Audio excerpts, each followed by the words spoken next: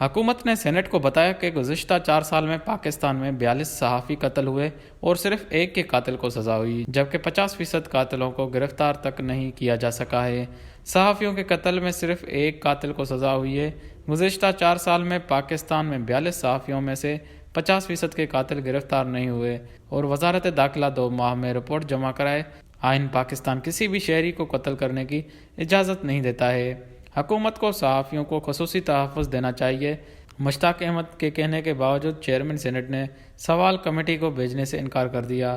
Saint وفقہ سوالات میں senator مشتاق احمد نے کہا کہ پاکستان میں 4 سالوں میں 42 صحافی قتل ہوئے اور ایک مجرم کو سزا ہوئی اور 50% ملزمان گرفتار بھی نہیں ہوئے۔ اگر ان کو سزا مل جاتی تو ارشد شریف قتل نہ ہوتا۔ ہم صحافیوں کا خون کن کن کے ہاتھ تلاش کریں؟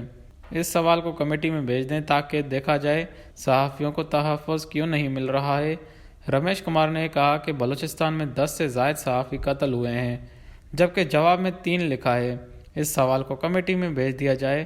کامران مرتضیٰ نے کہا کہ سندھ اور KPK میں زیادہ صحافی قتل ہوئے ہیں۔ وفاقی وزیر پارلیمانی امور مرتضیٰ جاوید عباسی نے کہا کہ صحافیوں کے قتل کے حوالے سے 2 ماہ میں وزارت داخلہ رپورٹ جمع کرائے۔